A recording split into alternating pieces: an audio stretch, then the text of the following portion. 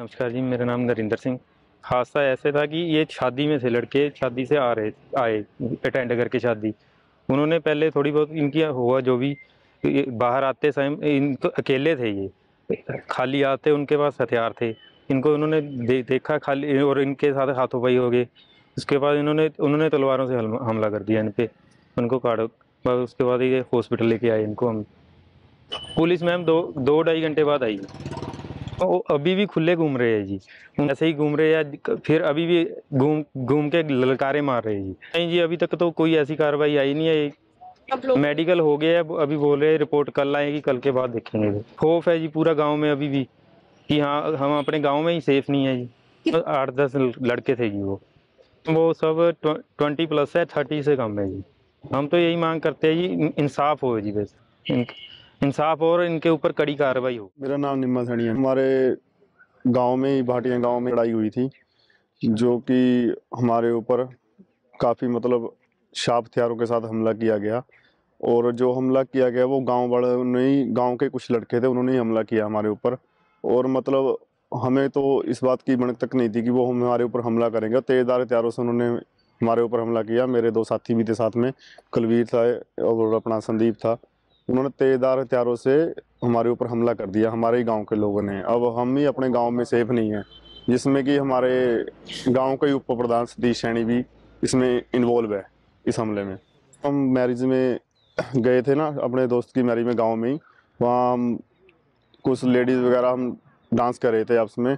तो वो जो जिन्होंने हमला किया वो अंदर अपनी जीप सी जोंगा टाइप गाड़ी थी, वो लेके आए अंदर।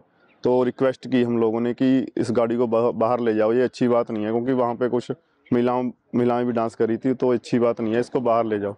तो जब उनके पास गए तो उन्होंने बोला कि कोई नहीं, आप आ जाओ बाहर, हम इसको लेके जा रहे हैं बाहर।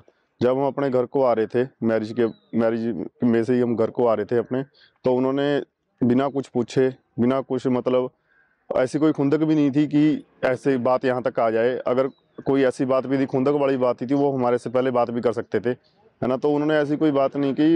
जब हम अपने घर की तरफ आ रहे तो उन्होंने मतलब एक गाड़ी थी 35 फॉर्चूनर, है ना, एक 97 में था वो जोंगा टाइप। तो उस फॉर्चूनर में सारे हथियार वगैरह रखे थे। तो उन्होंने वहाँ से हथियार निकाले और हमारे ऊपर बिना कुछ मतलब उसके हमला कर दिया हमारे सिर के ऊपर। ये 10 से 10:30 बजे के करीब की बात है, रात की। और अब भी हमारे गांव में, हमारा सारा गांव यहाँ आया हुआ था। वो गांव में भी अभी डर का माहौल बना हुआ है कि हम अपने ही गांव में सेफ नहीं है, कि हमारे कुछ गांव के जो मतलब गांव का माहौल ख़राब कर रहे हैं, उन्होंने ये सब घटनाक्रम किया है। हम पुलिस स्टेशन गए थे, हमने FIR दे दी है। अब हम पुलिस से यही उम्मीद करते हैं कि ये जो भी हो हमारे साथ न्याय हो और जो भी फैसला है निष्पक्ष है। हमारे पास संदीप कुमार निवासी भाटिया की तरफ से कंप्लेंट आई थी, और उसने कंप्लेंट में जाहिर किया था कि उसके साथ और उसके साथियों के साथ जो है भाटिया में कुछ लोगों ने मारपीट करी है, और जिसमें कि हमने जो है FIR दर्ज कर दी है, और साथ में उनका मेडिकल करवा के फर्दर कार्रवाई जो इन्वेस्टिगेशन बनती है वो कर रहे हैं। हमसे जुड़े रहने के लिए हमारे YouTube चैनल को सब्सक्राइब करें और नई वीडियो की नोटिफिकेशन के लिए बेल आइकॉन को दबाएं।